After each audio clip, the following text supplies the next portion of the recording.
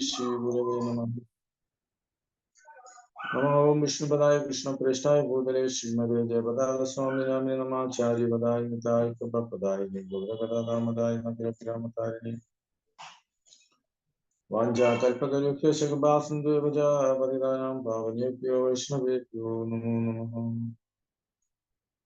ज्ञानशास्त्रविचारणैकनिपुनो सद्धर्मसंस्थापको लोकानां हितकारिणो त्रिभुवने मन्ये शरण्याकरो राधाकृष्णपादारविन्दभजना वन्दे मन्त्रयुगो वन्दे रूपसनातनरघुयुगो श्रीजीवगोपालको। जय जय श्री चैतन्य जय नित्यानंद जय चंद्र जय गौरभक्तवृंद। जय श्री कृष्ण चैतन्य प्रभु नित्यानंद श्री अद्वैत गदाधर श्रीवासादि गौरभक्तवृंद। हरे कृष्ण कृष्ण कृष्ण हरे हरे हरे राम राम राम हरे हरे। हरे कृष्ण എല്ലാവർക്കും സ്വാഗതം. ഇപ്പോൾ നമ്മൾ വായിക്കുന്നത് ചൈതന്യ ചരിതാമൃതം അവതാരിക, അതില് പേജ് നമ്പർ 13 അവസാനത്തെ പാരഗ്രാഫ് നാം തുടങ്ങുന്നു. എല്ലാ രാജ്യങ്ങളിലും എല്ലാ ദൈവശാസ്ത്രങ്ങളിലും ഭഗവത് പ്രേമത്തെ കുറിച്ചുള്ള എന്തെങ്കിലും സൂചന ഉണ്ടായിരിക്കുമെന്ന് ചൈതന്യ മഹാപ്രഭു നമ്മെ അറിയിക്കുന്നു. എന്നാൽ എന്താണ് ഭഗവത് പ്രേമമെന്ന് വാസ്തവത്തിൽ ആർക്കും അറിയില്ല. പക്ഷേ ഒരു വ്യക്തിയെ ഭഗവത് പ്രേമത്തിന്റെ ശരിയായ മാർഗത്തിലേക്ക് നയിക്കാൻ കഴിവുള്ള വേദശാസ്ത്രങ്ങൾ വ്യത്യസ്തമാണ്. ഇതര ശാസ്ത്രങ്ങൾ ഒരുവന് ഈശ്വരനെ സ്നേഹിക്കാൻ എങ്ങനെ കഴിയുമെന്ന വിവരം നൽകുന്നില്ല. കൂടാതെ വാസ്തവത്തിൽ ആ ഈശ്വരൻ എന്താണെന്നോ ആരാണെന്ന് നിർവചിക്കുകയോ വിവരിക്കുകയോ ചെയ്യുന്നുമില്ല. അവ ദൈവസ്നേഹത്തെ ഔദ്യോഗികമായി പ്രചരിപ്പിക്കുന്നുവെങ്കിലും അതെങ്ങനെ നടപ്പാക്കണമെന്ന കാര്യത്തിൽ അവയ്ക്ക് യാതൊരു ആശയവുമില്ല. എന്നാൽ യുഗള പ്രേമ ബന്ധത്തിൽ ഭഗവാനെ എങ്ങനെ സ്നേഹിക്കണമെന്ന് ചൈതന്യ മഹാപ്രഭു പ്രായോഗികമായി കാണിച്ചു തരുന്നു. ശ്രീമതി രാധാറാണിയുടെ ഭൂമിക സ്വീകരിച്ച് അവിടുന്ന് കൃഷ്ണനെ രാധ സ്നേഹിച്ചിരിക്കുന്നത് പോലെ സ്നേഹിക്കാൻ ശ്രമിച്ചു. കൃഷ്ണൻ എല്ലായ്പ്പോഴും രാധയുടെ പ്രേമത്തിൽ അമ്പരന്നിരുന്നു. ഇത്രയും ആനന്ദം എനിക്ക് നൽകാൻ രാധയ്ക്ക് എങ്ങനെ കഴിയുന്നു എന്ന് ഭഗവാൻ ചോദിക്കും. രാധയെ മനസ്സിലാക്കുന്നതിന് കൃഷ്ണൻ അവളുടെ ഭാവത്തിൽ ജീവിക്കുകയും തന്നെ മനസ്സിലാക്കാൻ ശ്രമിക്കുകയും ചെയ്തു. ശ്രീ ചൈതന്യ മഹാപ്രഭുവിന്റെ അവതാര രഹസ്യം ഇതാണ്. അവിടുന്ന് കൃഷ്ണനാണ്, പക്ഷെ കൃഷ്ണനെ സ്നേഹിക്കേണ്ടത് എങ്ങനെയെന്ന് നമുക്ക് കാണിച്ചു തരാൻ അവിടുന്ന് രാധാറാണിയുടെ സ്ഥാനവും ഭാവവും സ്വീകരിച്ചിരിക്കുന്നു. അപ്രകാരം ഗ്രന്ഥകാരൻ 5-ാം ശ്ലോകത്തിൽ എഴുതുന്നു: രാധാകൃഷ്ണ സ്മരണയിൽ മഗ്നനായ പരമപുരുഷന് ഞാൻ എൻ്റെ ആദരപൂർണമായ പ്രണാമങ്ങൾ അർപ്പിക്കുന്നു. അടുത്ത ഒരു ചെറിയ പാരഗ്രാഫ് കൂടെ വായിക്കാം. ഇതാകട്ടെ, ആരാണ് ശ്രീമതി രാധാറാണി എന്നും എന്താണ് രാധാകൃഷ്ണൻ തത്വം എന്നുമുള്ള ചോദ്യം ഉയർന്നു. വാസ്തവത്തിൽ രാധാകൃഷ്ണൻ എന്നത് പ്രേമത്തിന്റെ വിനിമയമാണ്. എന്നാൽ സാധാരണ പ്രേമത്തിൻ്റെതല്ല. കൃഷ്ണന് അളവറ്റ ശക്തികളുണ്ട്. അവയിൽ 3 ശക്തികൾ മുഖ്യമാണ്: അന്തരംഗ ശക്തി, ബഹിരംഗ ശക്തി, തടസ്സ ശക്തി. അന്തരംഗ ശക്തിയിൽ 3 വിഭാഗങ്ങളുണ്ട്: സംബിത്, ഹ്ലാദിനി, സന്ധിനി. ഹ്ലാദിനി ശക്തി കൃഷ്ണന്റെ ആഹ്ലാദ ശക്തിയാണ്. ആഹ്ലാദം തേടുന്ന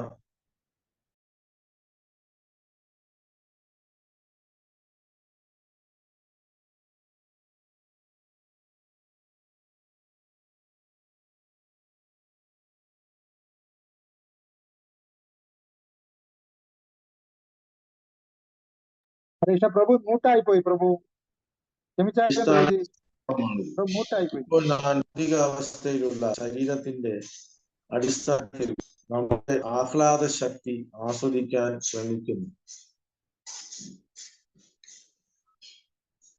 ശാരീരിക സമ്പർക്കത്തിലൂടെ ഇന്ദ്രിയ വസ്തുക്കളിൽ നിന്നും സന്തോഷം നേടാൻ നാം ഉദ്യമിക്കുന്നു. എന്നാൽ ശാശ്വതമായി ആത്മീയ വിധാനത്തിലുള്ള കൃഷ്ണനും ഈ ഭൗതിക തലത്തിൽ സന്തോഷം നേടാൻ ശ്രമിക്കുമെന്ന്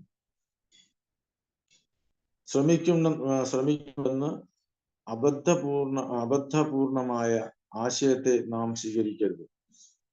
ഭൗതിക ലോകത്തെ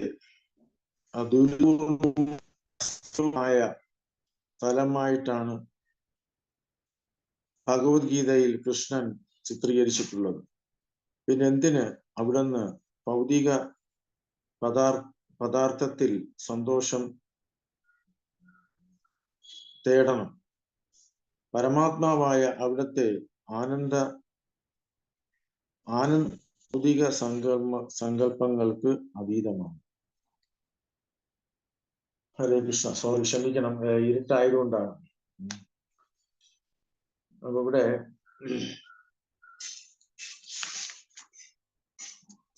പറയുന്ന ഈ ഭാവാർത്ഥത്തിൽ പറയുന്നത്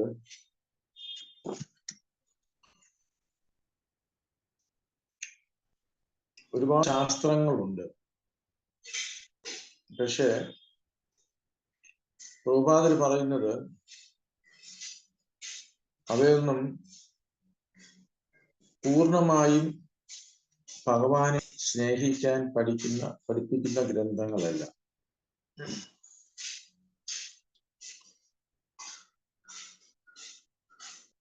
ഇപ്പൊ ഇവിടെ ചൈതന്യ മഹാപ്രഭുവിന്റെ ഉദ്ദേശം ഭഗവാന്റെ സന്ദേശങ്ങൾ എങ്ങനെ പ്രാവർത്തികമാക്കാം എന്ന് കാണിച്ചു തരുന്നതിന് വേണ്ടിയാണ് ഭഗവാൻ ഭക്തന്റെ രൂപത്തിൽ, അതായത് അവതരിച്ചത്. ഭക്താവതാരം ഭക്താഖ്യം നമാമി ഭക്ത ശക്തികം. നമ്മള് ബൈബിള് പ്രഭുപാദർ പറഞ്ഞിരിക്കുന്നു, അതൊരു പോക്കറ്റ് അറിയാം. ബൈബിള് ഇതില് ഖുറാനൊക്കെ എടുത്തു കഴിഞ്ഞാല് പൂർണ്ണമായും ഭഗവാനെ കുറിച്ചുള്ള വിവരണം നൽകുന്നില്ല.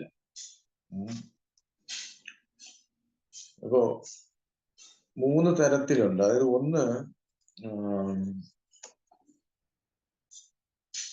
മോറൽ എത്തിക്കൽ പ്രിൻസിപ്പിൾ, 2 റിലീജിയസ് പ്രിൻസിപ്പിൾ, 3 വരുന്നതാണ് സ്പിരിച്വൽ.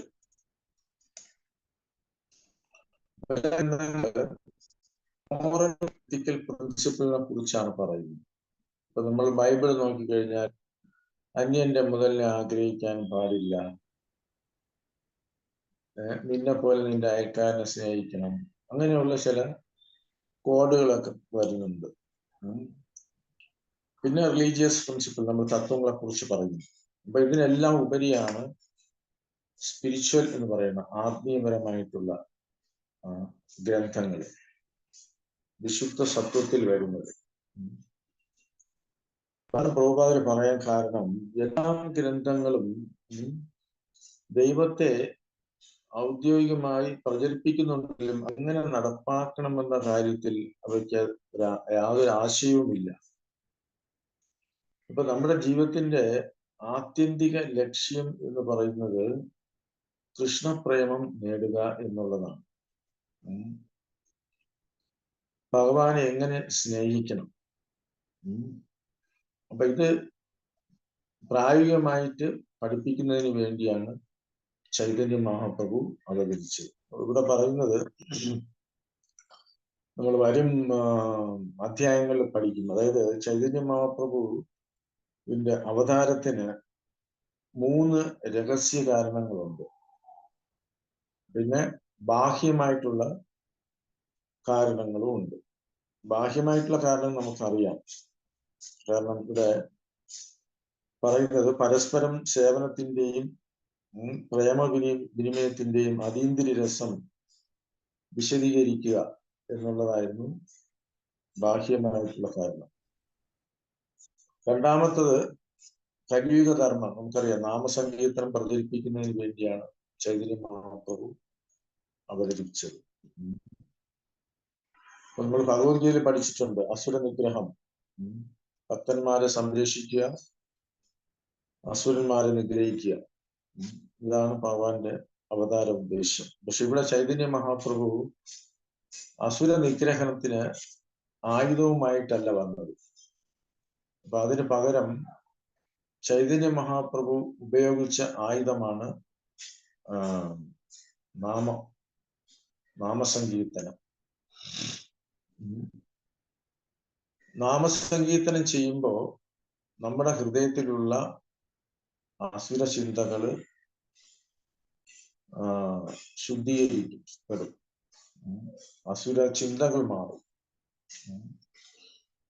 നമുക്കറിയാം, നേരത്തെ മറ്റു പ്രഭാഷകർ പറഞ്ഞതാണ്. അതായത് സത്യയുഗത്തില് സുരന്മാരും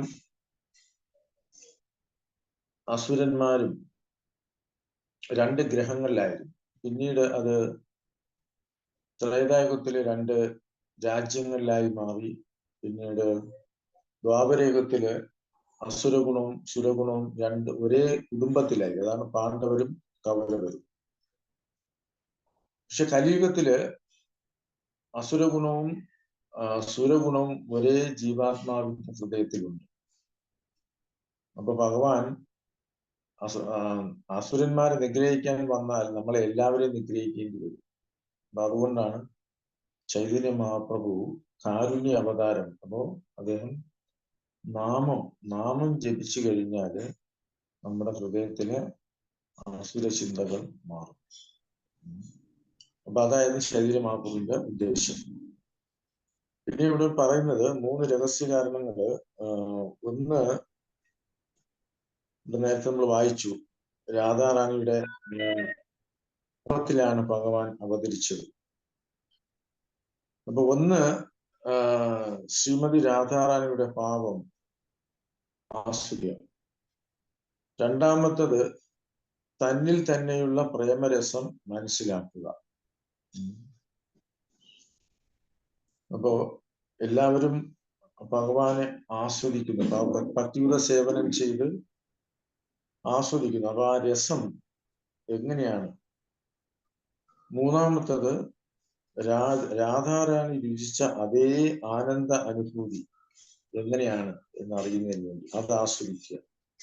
അപ്പൊ ഈ 3 കാരണങ്ങളാണ് 3-4 ചാപ്റ്ററിൽ പറയുന്നുണ്ട്, രഹസ്യ കാരണങ്ങൾ. ഒന്ന്, ശ്രീമതി രാധാറാണിയുടെ പാപം ആസ്വദിക്കുക. 2, തന്നിൽ തന്നെയുള്ള പ്രേമരസം മനസ്സിലാക്കുക. 3, രാധാറാണി രുചിച്ച അതേ ആനന്ദ അനുഭൂതി ആസ്വദിക്കുക. അപ്പൊ ഈ കാരണങ്ങളാണ് ഇതിൽ പറയുന്നത്.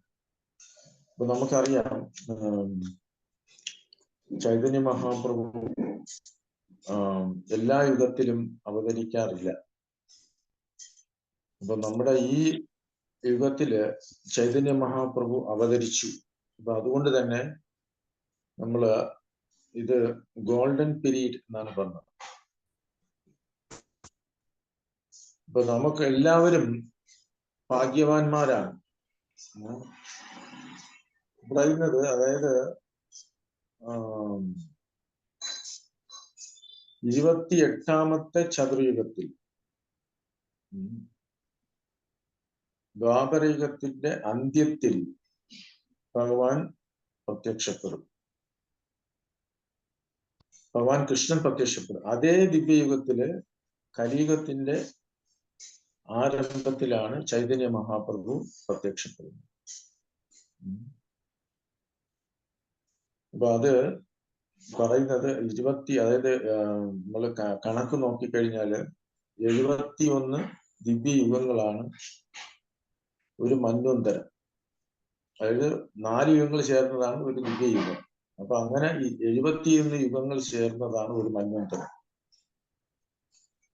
അപ്പൊ ബ്രഹ്മാവിന്റെ ഒരു പകൽ എന്ന് പറയുന്നത് 14 മന്വന്തരങ്ങളാണ്. എന്ന് പറഞ്ഞാൽ ഒരു കൽപ്പം. അപ്പോ 14 മനുക്കൾ വന്നു പോകും ബ്രഹ്മാവിന്റെ പകല് എന്ന് പറഞ്ഞാൽ നമ്മുടെ 12 മണിക്കൂറിന് തുല്യം. അപ്പോ ഒരു ദിവസം എന്ന് പറയുമ്പോൾ നമുക്കറിയാം അതിന്റെ ഇരട്ടിയായിട്ട് വരും.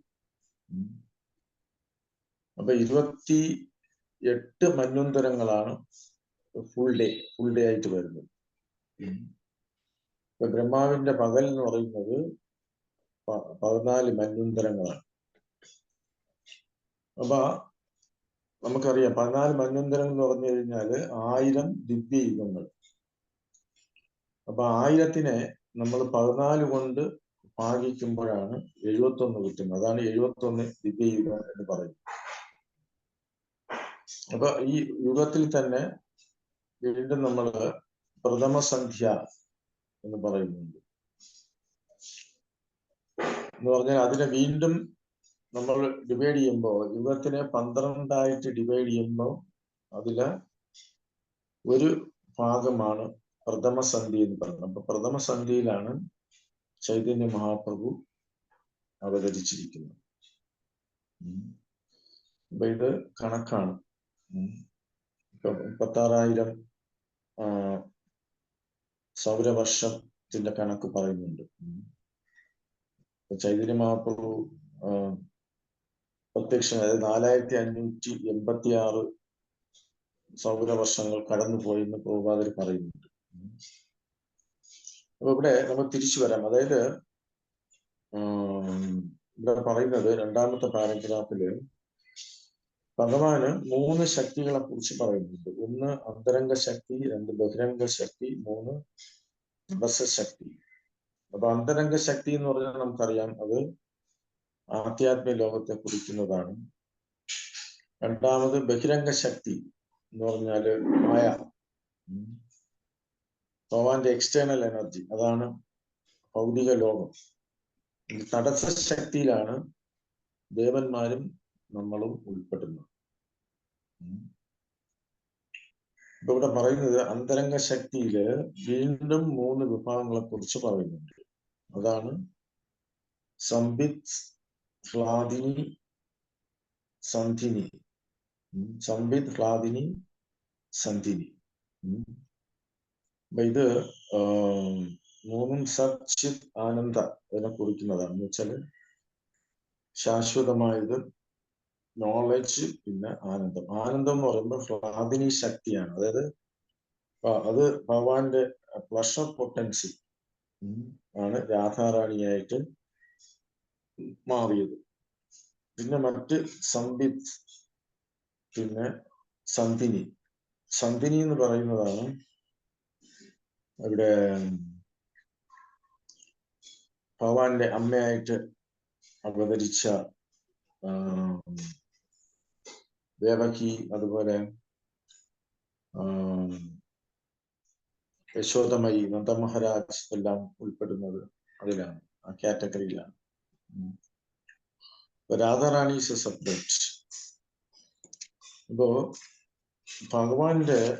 ഭഗവാന് ആനന്ദം നൽകുന്ന ശക്തിയാണ് രാധാറാണി. അപ്പൊ ആ രാധാറാണി എങ്ങനെയാണ് ആനന്ദം അനുഭവിക്കുന്നത്, ആനന്ദ അനുഭൂതി അനുഭവിക്കുന്നത് എന്ന് മനസ്സിലാക്കുന്നതിന് വേണ്ടിയാണ് ഇവിടെ അവതരിച്ചത്.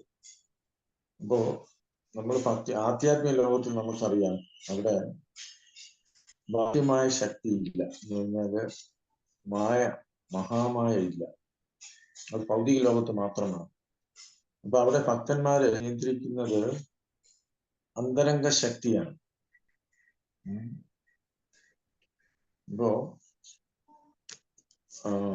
ഇവിടെ നിത്യാനന്ദ പ്രഭു ജീവഗോസ്വാമിയെ പറയുന്നുണ്ട്. അതായത് ഒരു സത്യയുഗത്തില് ശിവൻ, ഒരു സത്യം പറയുന്നത്, ശിവൻ ഗൗരംഗ ഗൗരംഗ എന്ന് ജപിച്ചുകൊണ്ട് പാടാൻ തുടങ്ങി. അപ്പൊ ഈണത്തിൽ പാടിയപ്പോ ഭൂതഗണങ്ങളും നന്ദിയും എല്ലാം വാദ്യോപകരണം ഉപയോഗിച്ചു ശിവനെ സഹായിച്ചു. അപ്പൊ പതുക്കെ പതുക്കെ ആ പാടി പാടി പാടി ശിവൻ ആനന്ദ നൃത്തം വയ്ക്കാൻ തുടങ്ങി. പരിസരം മറന്ന് ആനന്ദ നൃത്തം വയ്ക്കാൻ തുടങ്ങി. അപ്പൊ ഇത് കണ്ടപ്പോ പാർവതി ദേവിക്ക് അത്ഭുതമായി. അപ്പൊ പാർവതിയോട് പറഞ്ഞു, ദേവി, കലിയുഗത്തില് ഭഗവാൻ കൃഷ്ണൻ രാധാറാണിയുടെ ഭാവത്തിൽ ഗോൾഡൻ കളറില് നവദ്വീപിൽ പിറക്കും. എന്നിട്ട് ജാതിമത ഭേദമില്ലാതെ എല്ലാം മറന്ന് യോഗ്യത നോക്കാതെ കൃഷ്ണപ്രേമം എല്ലാവർക്കും വിതരണം ചെയ്യും. അപ്പൊ ഇത് കേട്ടപ്പോ പാർവതി ദേവിക്ക് ഭഗവാനെ കാണാനായിട്ട് കൊതി. അപ്പൊ പാർവതി ദേവി നവദ്വീപിൽ പോയി ഭഗവാനെ ധ്യാനിക്കാൻ തുടങ്ങി. അങ്ങനെ ചൈതന്യ മഹാപ്രഭു അവിടെ പ്രത്യക്ഷപ്പെട്ട് പാർവതി ദേവിക്ക് ദർശനം കൊടുത്ത് അനുഗ്രഹിക്കും. അപ്പൊ ചൈതന്യ മഹാപ്രഭു ചോദിക്കും, എന്തിനാണ് നീ ഇവിടെ വന്ന് എന്നെ ധ്യാനിച്ചത് എന്ന് ചോദിക്കും. അപ്പൊ പാർവതി ദേവി പറയും, പ്രപഞ്ചനാഥ, അങ്ങ് എല്ലാവരോടും കാരുണ്യം കാണിക്കുന്നു, പക്ഷെ എന്നെ മാത്രം അങ്ങ് ഒഴിവാക്കി. അങ്ങ് എന്നെ ജീവാത്മാക്കളെ ഭൗതിക ലോകത്തിൽ അയച്ചു ജീവാത്മാക്കളെ മായയിൽ കൊടുക്കാൻ വേണ്ടി. അങ്ങയുടെ എനർജി. അപ്പൊ ഞാനിവിടെ നിലയിൽ ഉറപ്പിച്ചിട്ടുണ്ട്, പക്ഷെ എനിക്കും കൃഷ്ണപ്രേമം വേണം എന്ന് പാർവതി ദേവി പറഞ്ഞു. അങ്ങാണ് എന്റെ പ്രതീക്ഷ.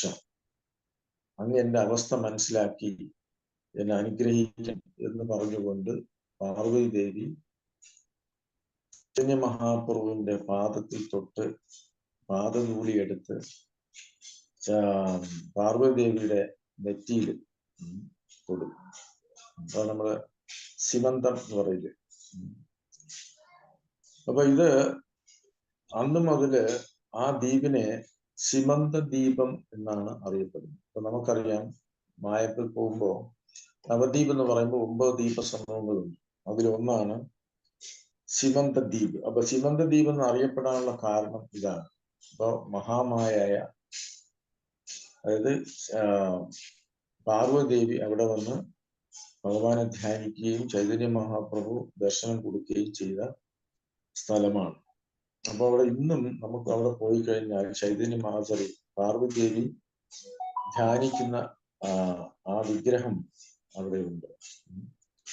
അപ്പൊ ആ സ്ഥലം ഇന്നും ഇസ്കോണിന്റെ ഹരേകൃഷ്ണ പ്രസ്ഥാനത്തിന്റെ കീഴിലാണ്.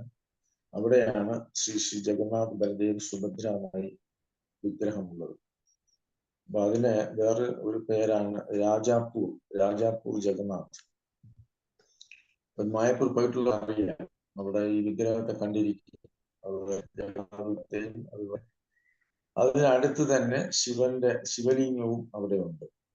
അപ്പൊ ഇത് ആക്ച്വലി ഇസ്കോൺ പല പ്രാവശ്യം ചിന്തിച്ച് എടുത്ത ഒരു തീരുമാനമാണ്. കാരണം അന്ന് ഈ ഒരു പ്രപ്പോസൽ വന്നപ്പോൾ അവിടെ പാർവതി ദേവിയെ പ്രതിഷ്ഠിക്കണമോ ശിവലിംഗത്തിനെ പ്രതിഷ്ഠിക്കണമോ അല്ലെങ്കിൽ എന്നൊക്കെ ഒരു ചർച്ചയുണ്ടായി. പക്ഷെ അതിനുശേഷമാണ് പാർവതി ദേവി അവിടെ വന്ന് ധ്യാനിച്ച സ്ഥലമാണല്ലോ, അതുകൊണ്ട് പാർവതി ദേവി ധ്യാനിക്കുന്ന ഒരു വിഗ്രഹം നമുക്ക് പ്രതിഷ്ഠിക്കാമെന്ന് GBC തീരുമാനിച്ചു. അങ്ങനെ ആ വിഗ്രഹം അവിടെ പ്രതിഷ്ഠിക്കുകയും ചെയ്തു. പക്ഷെ അവിടെയാണ് ജഗന്നാഥ് ബലദേവ് സുഭദ്ര. അപ്പൊ അവിടെ പാർവതി അറിയപ്പെടുന്നത് ശിവന്തിനി ദേവി എന്നാണ്. അപ്പൊ ചൈതന്യ മഹാപ്രഭു, നീ എന്നിൽ നിന്നും വ്യത്യസ്തമല്ല, എന്റെ ശക്തിക്ക് 2 രൂപമുണ്ട്. ഒന്ന് രാധാറാണി, അതായത് അന്തരംഗ ശക്തി. യോഗമായാൽ ആത്മീയ ലോകത്തെ നിയന്ത്രിക്കുന്നു. ആത്മീയ ലോകത്തിന്റെ അധിപതിയാണ് രാധാറാണി. അപ്പൊ എന്റെ ലീല യോഗമായിലാണ്. ഭക്തന്മാർ ആസ്വദിക്കുന്നത്. അപ്പൊ ഇവിടെ ഭഗവാൻ പറയുന്നത് രണ്ടാമത്തതാണ് പ്രൗഢമായ. അപ്പൊ ഭഗവാൻ പറയുന്നുണ്ട് പാർവതി ദേവിയോട്, നിനക്ക് അവിടെ വസിക്കാം, അതായത് എന്റെ ലീല നടക്കും. അപ്പോ പ്രൗഢമായിട്ട് നിനക്ക് മായാപൂരില് ജീവിക്കാം എന്ന് പറയുന്നുണ്ട്, വസിക്കാം എന്ന് പറയുന്നുണ്ട്. അപ്പൊ ഇപ്പോഴും അവിടെ പോയാല് പാർവതി ദേവി ചൈതന്യ മഹാപ്രഭു ധ്യാനിക്കുന്ന വിഗ്രഹം കാണാം. അടുത്ത് തന്നെ ശിവലിംഗമുണ്ട്. അപ്പോ രാജാപൂർ എന്ന ആണ് സ്ഥലത്തിന്റെ പേര്. സാധാരണ മായാപൂർ പോകുമ്പോൾ നമ്മൾ അവിടെ വിസിറ്റ് ചെയ്യുന്ന ഒരു സ്ഥലമാണ്. അപ്പൊ അവിടെ തന്നെ ജഗന്നാഥ് ബലദേവ് സുന്ദരമയുടെ വിഗ്രഹമുണ്ട്, ക്ഷേത്രമുണ്ട്. അത് ഇസ്കോന്റെ നിയന്ത്രണത്തിലാണ്. അപ്പൊ അതിന്റെ പിന്നിലൊരു കഥ തന്നെ ഉണ്ട്. പലർക്കും ഒക്കെ അറിയാമായിരിക്കും ആ കഥ, എങ്കിലും ഞാൻ പറയാം. അത് വളരെ മനോഹരമായ ഒരു ക്ഷേത്രമാണ് ജഗന്നാഥ് ബലദേവ് സുന്ദരമായി, കാരുണ്യമൂർത്തിയാണ്. അവിടെ ഒരുപാട് ലീലകൾ നടന്നിട്ടുണ്ട്. കാരണം അവിടെ കൂടുതലും മുസ്ലിങ്ങൾ വസിക്കുന്ന ഒരു സ്ഥലമാണ്. അപ്പൊ അവർക്ക് തന്നെ പല ഭഗവാന്റെ ലീലയിൽ പങ്കെടുക്കാനും ചില ശാസനങ്ങളും ഒക്കെ ജഗന്നാഥ് ബലദേവ് സുന്ദരമെന്ന് കിട്ടിയിട്ടുണ്ട്. അപ്പൊ ഇവിടെ നമ്മള് ഇപ്പൊ അത് മലയാളത്തിലും ആ പുസ്തകം വിവർത്തനം ചെയ്തിട്ടുണ്ട്, ജഗന്നാഥിന്റെ കഥകൾ. അപ്പൊ നിങ്ങൾക്ക് എപ്പോഴും കിട്ടുമ്പോ ആ പുസ്തകം വായിക്കാം. അപ്പോ ഇത് നമ്മൾ മനസ്സിലാക്കാനുള്ളത് ചൈതന്യ മഹാപ്രഭുവിന്റെ മഹത്വമാണ്. അതുപോലെ നമുക്ക് കിട്ടിയിട്ടുള്ള ഭാഗ്യം.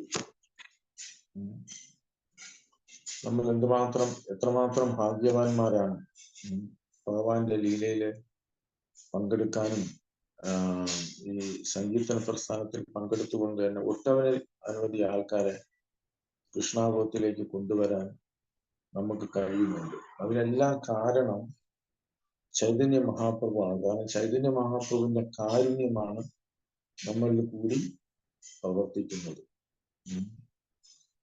ഇവിടെ പറയുന്നത് ആത്മീയ ലോകത്ത്, അതായത് നമുക്ക് പോകാന്ന് പറഞ്ഞാൽ അത്ര എളുപ്പമല്ല. 100 ജന്മം നമ്മൾ വർണ്ണാശ്രമം അനുഷ്ഠിക്കുന്ന ഒരാൾക്ക് ബ്രഹ്മലോകത്തിൽ മാത്രമേ പ്രവേശിക്കാൻ കഴിയൂ. പക്ഷെ ഇവിടെ ഭൂപാദർ പറയുന്ന അപരാധങ്ങൾ ഒഴിവാക്കിക്കൊണ്ട് നാമം ജപിക്കുന്ന ഒരു വ്യക്തിക്ക് കൃഷ്ണപ്രേമം കിട്ടും. ആ കൃഷ്ണപ്രേമം നേടിക്കഴിഞ്ഞാൽ നമുക്ക് ഭഗവാന്റെ ധാമത്തിലേക്ക് തിരിച്ചു പോകാം. അപ്പൊ ഇതാണ് ചൈതന്യ മഹാപ്രഭുവിന്റെ പ്രത്യേക കാരുണ്യം എന്ന് പറയുന്നത്. അപ്പൊ ഇവിടെ ശാന്തരസത്തില് നമ്മൾ 5 തരത്തിലുള്ള രസങ്ങളെ കുറിച്ച് പറയുന്നുണ്ട്. അതായത് ശാന്തരസത്തിൽ വസിക്കുന്ന ഭക്തർക്ക് കൂടി ഉള്ളി വൈകുണ്ഠം പോകാനേ കഴിയുള്ളൂ. എന്ന് പറഞ്ഞാൽ ഒരു രാജാവിന് തുല്യം നമ്മൾ ഭഗവാനെ ആരാധിക്കുന്നത്. അപ്പൊ അവിടെ പേഴ്സണലായിട്ടുള്ള റിലേഷൻഷിപ്പ്, അതായത് രസങ്ങള്, അതിപ്പോ ഒരു രാജാവും ഒരു പ്രജയും എടുത്തു കഴിഞ്ഞാൽ എങ്ങനെയാണ്? ഇപ്പൊ നമ്മൾ നരേന്ദ്രമോദി എടുത്തു കഴിഞ്ഞാല് നരേന്ദ്രമോദി നമുക്ക് പോയി തമാശ പറയാനോ കളിക്കാനോ ചിരിക്കാനോ ഒന്നും പറ്റില്ല, അല്ലെ? ഒരു രാജാവിനെ പോലെ നമ്മൾ കാണുന്നു. അതേ പ്രധാനമന്ത്രിയാണ്, അത് രാജാവിന് തുല്യം. ഇപ്പൊ ഇവിടെ നമുക്ക് ഗോലോക വൃന്ദാവനം എടുത്തു കഴിഞ്ഞാല് ഭക്തന്മാരുമായിട്ട് ഭഗവാൻ ആസ്വദിക്കുകയാണ്. ഗോപികമാരുമായിട്ടുള്ള റിലേഷൻഷിപ്പ് അത് വേറെ, മാധുരി രസം, കാമിക ഭാവമ. ഭക്തന്മാര് ഭഗവാനെ കളിയാക്കുന്നു, ഭക്തന്മാരെ കളിയാക്കുന്നു. അവർ തമ്മില് കളികൾ, വിനോദങ്ങൾ. അപ്പൊ അതിൽ തോറ്റു കഴിഞ്ഞാല് അവരെ തോളിലേക്ക് കൊണ്ട് ഓടുക. ഇപ്പൊ നമുക്കറിയാം, കൃഷ്ണ ബുക്ക് വായിക്കുമ്പോ അതില് ഒരുപാട് കഥകള്, ഭഗവാന്റെ ലീലകള്. പക്ഷെ ഇതെല്ലാം ഭഗവാന്റെ, ഇപ്പൊ സാധാരണ ഒരു വ്യക്തി വായിക്കുമ്പോ ഭഗവാൻ ഇങ്ങനെയാണോ ചെയ്യുന്നത് എന്ന് ചിന്തിക്കാം. അപ്പൊ അതുകൊണ്ടാണ് പ്രഭുപാദർ പറയുന്നത്, ശ്രീമദ് ഭാഗവതത്തിന്റെ 9 സ്കന്ധങ്ങളും പഠിച്ച ശേഷം മാത്രമേ 10ാം സ്കന്ധം പഠിക്കാവൂ എന്ന് പറയുന്നു. കാരണം അവിടെ നമ്മൾ ഭഗവാനെ കുറിച്ച് തെറ്റിദ്ധാരണകൾ ഉണ്ടാകാം. ഭഗവാന്റെ ലീലകള് ഒട്ടനവധി ലീലകളുണ്ട്. അത് ഭക്തന്മാരുമായിട്ടാണ് ഭഗവാന്റെ ആനന്ദം അല്ലെങ്കിൽ വിനോദങ്ങളിൽ ഏർപ്പെടുന്നത്. ഇപ്പൊ നമ്മള് അസുരന്മാരെ കുറിച്ച് പറയുന്നു. ഭഗവാനുമായിട്ട് യുദ്ധം ചെയ്യുന്ന അസുരന്മാരാരാണ്? ഭക്തന്മാരാണ്. കാരണം ഭഗവാൻ ആരോടെങ്കിലും യുദ്ധം ചെയ്യണമെങ്കിൽ അത് ഭക്തന്മാരോടൊക്കെ പറ്റുള്ളൂ. അപ്പൊ അതുകൊണ്ട് ഹിരണ്യകശിപു, ഹിരണ്യാക്ഷൻ നമുക്കറിയാം, അവരെല്ലാം ദ്വാരപാലകന്മാരാണ്. പിന്നീട് അസുര കുലത്തിൽ ജനിക്കുന്നതും ഭഗവാനുമായിട്ട് യുദ്ധം ചെയ്യുന്നതുമായിട്ട് നമ്മൾ കാണുന്നുണ്ട്. അപ്പൊ ഇതാണ് ഭഗവാനുമായിട്ടുള്ള രസം. അപ്പൊ ആ ഒരു രസം നമ്മൾ നേരത്തെ ഡിസ്കസ് ചെയ്ത പോലെ അത് നമുക്ക് കാണിച്ചു തരുന്നതിനും കൂടി വേണ്ടിയാണ് ഭഗവാന്റെ അവതാരം, ഇതിന്റെ ഉദ്ദേശം. ഇവിടെ നമ്മള് 3 കാരണങ്ങളൊക്കെ കുറിച്ച് പറഞ്ഞു. അപ്പൊ അതിൽ ഒന്ന് പരസ്പരം സേവനത്തിന്റെയും പ്രേമവിനിമയത്തിന്റെയും അതീന്ദ്രിയ രസം വിശദീകരിക്കുക. അപ്പൊ അതുകൊണ്ട് തന്നെ ചൈതന്യ ചരിതാമൃതം വളരെ വളരെ പ്രാധാന്യം അർഹിക്കുന്ന ഒരു ഗ്രന്ഥമാണ്. കാരണം ഇത് ഭക്തന്മാരുമായിട്ടുള്ള ലീലകൾ, ഒട്ടനവധി ലീലകൾ ഇതിനകത്തുണ്ട്. കാരണം കൃഷ്ണലീലയിൽ പങ്കെടുത്തവർ തന്നെയാണ് ഇത് ചൈതന്യ മഹാപ്രഭുവിന്റെ ലീലയിലും പങ്കെടുക്കുന്നത്.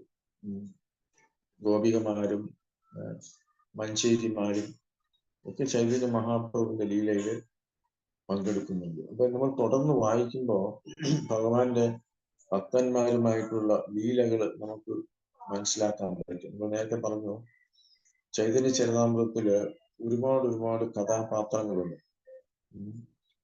ക്യാരക്ടേഴ്സ് ഉണ്ട്. ഇപ്പൊ ഭഗവത്ഗീത വായിക്കുമ്പോൾ അതിൽ 2 പേരേ ഉള്ളൂ. മഹാഭാരതത്തിലായാലും ഭാഗവത്തിലായാലും ഭക്തന്മാരെ കുറിച്ചും. പക്ഷെ ഇതില് ഒട്ടനവധി ഭക്തന്മാരെ കുറിച്ച്, ഭക്തന്മാരുമായിട്ടുള്ള ലീലകളാണ് ഇവിടെ ഉള്ളത്. അപ്പോ നമ്മൾ മനസ്സിലാക്കാനുള്ളത്, വീണ്ടും ഞാൻ തിരിച്ചു വരുമ്പോൾ പറയുന്നത്, ചൈതന്യ മഹാപ്രഭുവിന്റെ മഹത്വം, നമുക്ക് കിട്ടിയിട്ടുള്ള ഭാഗ്യം, ചൈതന്യ മഹാപ്രഭുവിന്റെ ലീലയിൽ പങ്കെടുക്കാൻ നമുക്ക് കിട്ടിയിട്ടുള്ള ഭാഗ്യത്തെ കുറിച്ച് നമ്മൾ എപ്പോഴും ചിന്തിക്കുക.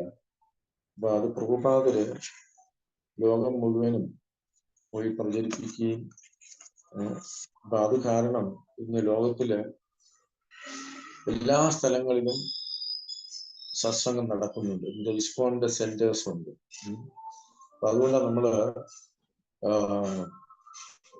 ആദ്യം നമ്മൾ പ്രണാമങ്ങൾ അർപ്പിക്കുമ്പോൾ നാനാശാസ്ത്ര വിചാരണയിൽ അനുഗുണോ സദ്ധർമ്മ സംസ്ഥാപകോ ലോകാനാം ഹിതകാരിണോ ത്രിഭുവനെ മന്യേ ശരണ്യാകരോ രാധാകൃഷ്ണ പാദാരവിന്ദ വചന നന്ദേന മത്താലികോ വന്ദേ രൂപ സനാതന രഘുയോ ശ്രീജീവ ഗോപാലകോ.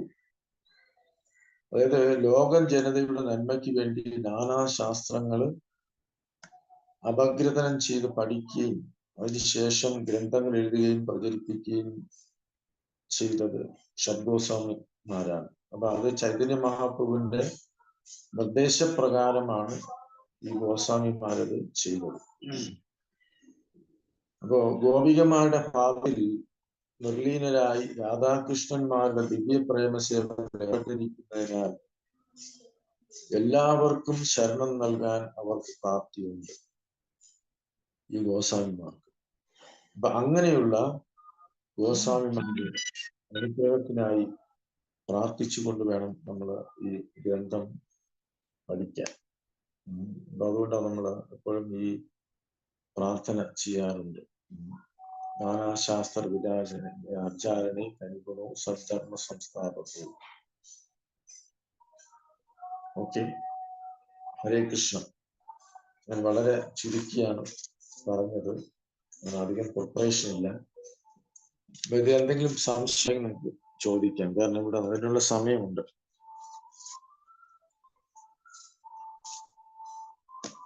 ഡിസ്കഷൻ ആയിരിക്കും കൂടുതൽ നല്ലത്. ഹരേ കൃഷ്ണ. എന്തെങ്കിലും പോയിന്റ്സ് സീനിയർ ഡിവോട്ടീസ് ഒക്കെ ഉണ്ടാവും. അപ്പൊ അവർക്ക് എന്തെങ്കിലും ഇതിൽ പോയിന്റ്സ് ആഡ് ചെയ്യാനുണ്ടെങ്കിൽ പോയിന്റ്സ് ഇതിൽ ആഡ് ചെയ്യാം. ഞാൻ എന്തെങ്കിലും വിട്ടുപോയിട്ടുണ്ടെങ്കിൽ അത് പറയാം. അല്ലെങ്കിൽ എന്തെങ്കിലും ചർച്ച ചെയ്യാനുണ്ടെങ്കിൽ അത് ചർച്ച ചെയ്യാം. ഇവിടെ ഞാൻ ഒരു കഥ വിട്ടുപോയി. അതായത് ജഗന്നാഥ് ബലദേവ് സുഭദ്രമ്മയുടെ കഥ. അപ്പൊ അതും കൂടെ വേണമെങ്കിൽ പറയാം. പറഞ്ഞാലും പ്രവചി, ദയവായി പറഞ്ഞാൽ. പറയണോ? ഓക്കെ. അതെ പ്രവചി, ദയവായി പറഞ്ഞാൽ. ഇവിടെ ചൈതന്യം നമ്മൾ പറഞ്ഞു സിമന്ത ദ്വീപിനെ കുറിച്ച് പറഞ്ഞു അല്ലേ? അപ്പോ അവിടെയാണ് ചൈതന്യ ജഗന്നാഥ് ബലദേവ് സുഭദ്രമായി പ്രത്യക്ഷപ്പെട്ടത്.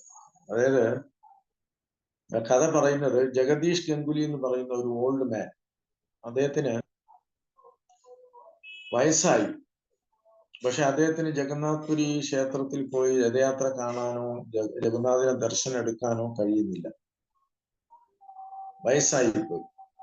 അപ്പൊ അദ്ദേഹം ഇങ്ങനെ ഭഗവാനോട് പ്രാർത്ഥിക്കുകയാണ്, ഭഗവാനെ അങ്ങനെ ദർശനം എടുക്കാനോ രഥയാത്രയിൽ പങ്കെടുക്കാനോ എനിക്ക് കഴിയുന്നില്ലല്ലോ എന്ന് അദ്ദേഹം മനസ്സിൽ പ്രാർത്ഥിച്ചു. അപ്പൊ ഭഗവാൻ തന്നെ ഒരു സ്വപ്ന ദർശനം കൊടുത്തു. ഭഗവാൻ സ്വപ്നത്തിൽ പറഞ്ഞു, നാളെ നീ ഗംഗയിൽ കുളിക്കാൻ പോകുമ്പോൾ അവിടെ നിന്റെ ശരീരത്തിൽ 3 തടികൾ വന്ന് ടച്ച് ചെയ്യും.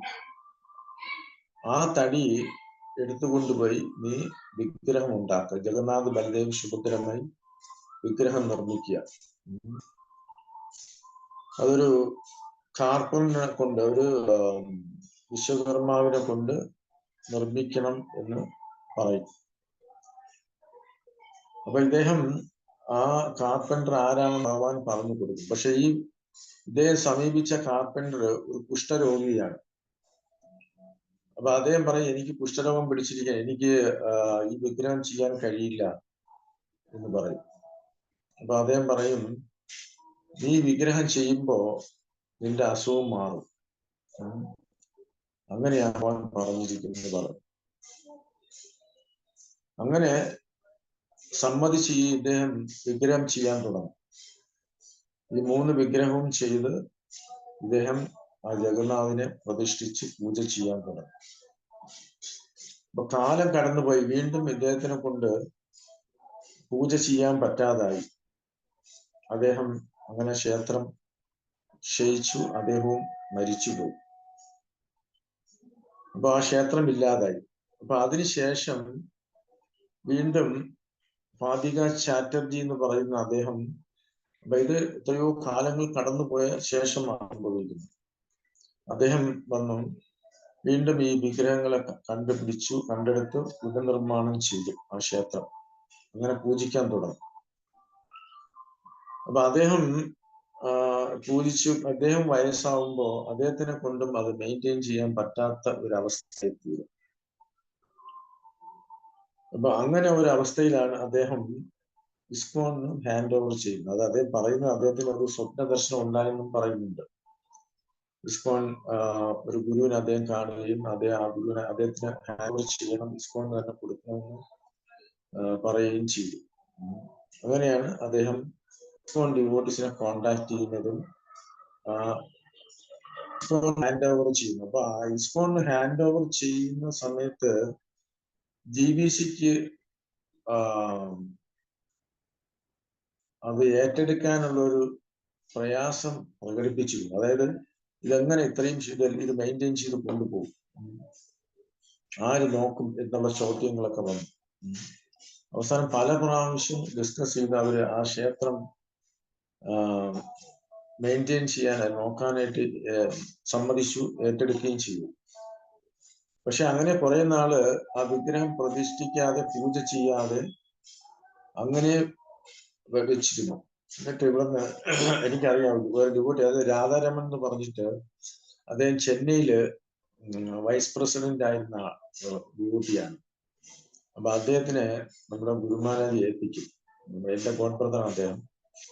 അപ്പൊ അദ്ദേഹത്തിനോട് പറയും, നീ ഇത് അവിടെ ഇരുന്ന് നോക്കിയാൽ മതി, പൂജ ചെയ്യരുത്, നിത്യം ചെയ്യരുത്, ഒന്നും ചെയ്യരുത്. സമയമാകുമ്പോൾ നമ്മളത് ആ ക്ഷേത്രം നിർമ്മിച്ചോളാം എന്ന് പറഞ്ഞു.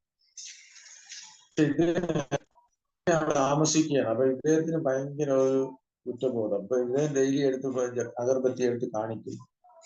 അതുപോലെ ഇദ്ദേഹത്തിന് ഈ ഡിവോട്ടി പ്രഭു കഴിക്കുമ്പോ അതെങ്ങനെ ഭഗവാന് നിവേദിക്കാതെ കഴിക്കും. അപ്പൊ ഇദ്ദേഹം കഴിക്കുന്നതെല്ലാം ഭഗവാന് നിവേദിച്ച് അത് കഴിക്കും.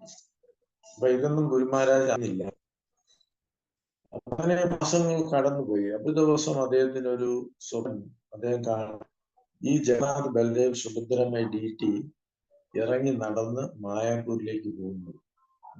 എന്നിട്ട് പറയും, ഇവിടെ ഒന്നും നിങ്ങൾക്ക് കിട്ടുന്നില്ല, എനിക്ക് അവിടെ പോയാൽ കിച്ചടി കിട്ടും, രാധാമോഹന്റെ പ്രസാദം കിട്ടും എന്ന് പറഞ്ഞ് ഈ 3 ഡീറ്റിയും നടന്നു പോകുന്നതായിട്ട് കണ്ടു. ഇദ്ദേഹം അടുത്ത ദിവസം ഗുരുമഹാരാജിന്റെ അടുത്ത് പോയി പറയും നടന്ന സംഭവം. അപ്പൊ ഗുരുമഹാരാജ് വഴക്ക് പറയും, നീ എന്നിട്ട് പറഞ്ഞില്ലേ നിവേദിക്കേണ്ട, പൂജ ചെയ്യണ്ട എന്ന് പറഞ്ഞതല്ലേ എന്ന് പറഞ്ഞു. പക്ഷെ പിന്നീട് ഗുരുമഹാരാജനും പശ്ചാത്താപം ഉണ്ടായി. അദ്ദേഹം ഗുരുമഹാരാജൻ അവിടെ വന്ന് പ്രാർത്ഥിക്കുകയും ക്ഷമാപണം നടത്തുകയും ഒക്കെ ചെയ്തു. അപ്പൊ അതിനുശേഷം പിന്നീട് GBC അത് വളരെ സീരിയസ് ആയിട്ട് ഏറ്റെടുക്കുകയും ആ ക്ഷേത്രം അവിടെ നിർമ്മിക്കുകയും ചെയ്തു. ഇന്ന് വളരെ മനോഹരമായ ഒരു ക്ഷേത്രമാണ്. അപ്പൊ ആദ്യം ഞാനൊക്കെ ആദ്യം മായാപ്പൂർ പോകുമ്പോ അവിടെ പാർവതി ദേവിയുടെ വിഗ്രഹമൊന്നുമില്ല, ജഗന്നാഥ് ബൽദേവ് സുഭദ്രം മാത്രമേ ഉള്ളൂ. പക്ഷെ ഇപ്പം അവിടെ അന്നദാനം നടക്കുന്നുണ്ട്, ഒരുപാട് ഭക്തന്മാർ അവിടെ വിസിറ്റ് ചെയ്യുന്നുണ്ട്. വളരെ മനോഹരമായ ക്ഷേത്രം. എത്ര പേര് അവിടെ പോയിട്ടുണ്ടെന്ന് അറിയില്ല. എന്തായാലും അടുത്ത പ്രാവശ്യം മായാപ്പൂർ പോകുമ്പോൾ ആ ക്ഷേത്രം വിസിറ്റ് ചെയ്യുക. കാരണം അവിടെ ചൈതന്യമാവ് പേഴ്സണലായിട്ട് പ്രത്യക്ഷപ്പെട്ടതാണ്. പാർവതി അനുഗ്രഹിച്ച സ്ഥലമാണ്. നല്ലൊരു സ്ഥലമാണ്. അപ്പൊ അതാണ് അതിന്റെ ഒരു കഥ. അപ്പൊ സാധാരണ നമ്മൾ നവദ്വീപ് മണ്ഡല പരിക്രമം അവസാനിക്കുന്നത് അവിടെ വെച്ചാണ്. പണ്ട് ഇപ്പോഴെനിക്കറിയില്ല, പണ്ട് അവിടെ വെച്ചാണ് അവസാനിക്കുന്നത്. ചിലപ്പം ആരംഭിക്കുന്നതും അവിടെ വെച്ചാണ്.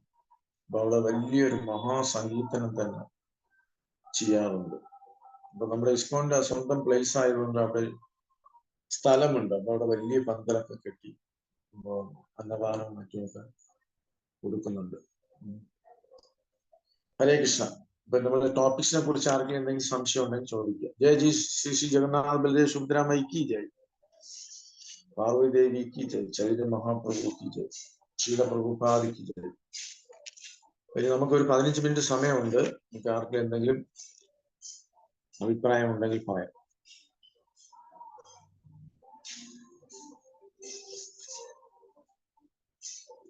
താങ്ക് യു പ്രഭുജി, വളരെ നന്ദി. വളരെ നല്ല ക്ലാസും നല്ല കഥകളും ഒക്കെ പ്രഭു പറഞ്ഞു.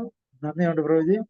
വളരെ പതുക്കെയാണ് പ്രഭു പറഞ്ഞ് പോകുന്നത്. അതുകൊണ്ട് കേൾക്കാനും മനസ്സിലാക്കാനും നല്ല രസമുണ്ട് പ്രഭു. താങ്ക് യു പ്രഭു. പ്രഭാഷണത്തിലെ സംസാരത്തിൽ എന്തെങ്കിലും പ്രശ്നം ഉണ്ടെങ്കിൽ ക്ഷമിക്കണം പ്രഭു. എന്റെ ഒരു രീതി അതാണ്. നന്നായിരിക്കണം പ്രഭു. ആർക്കും എന്തെങ്കിലും അഭിപ്രായം ഉണ്ടോ? നമുക്ക് ഒരു 10 മിനിറ്റ് സമയം ഉണ്ടെന്ന് തോന്നുന്നു.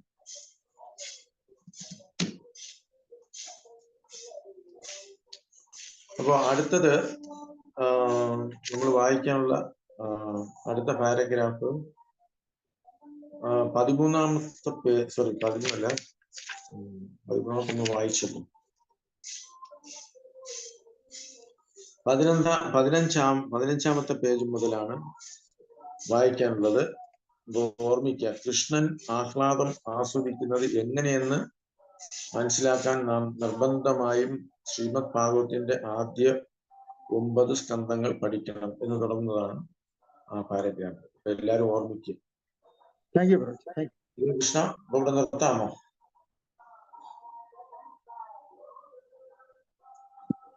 ശരി പ്രഭുജി. ഹരേ കൃഷ്ണ. വളരെ നന്ദി. വളരെ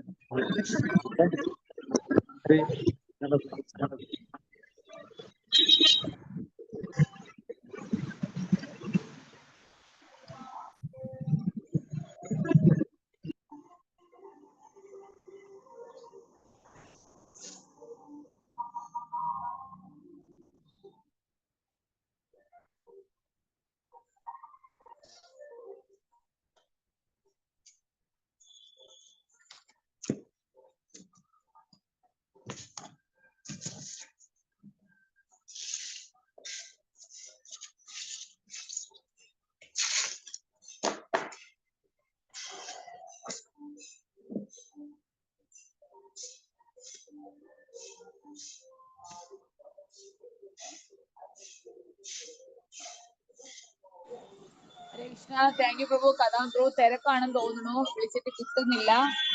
thank you Prabhu.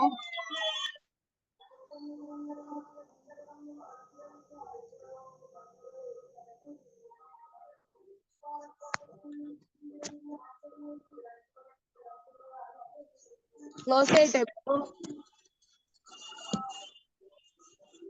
Hare Krishna. Hare Krishna. Close ചെയ്യട്ടെ പ്രഭു? യെസ് യെസ്, വേറെ അഭിപ്രായമൊന്നും ഇല്ലല്ലോ? Okay okay bro. Okay thank you പ്രഭു. Thank U.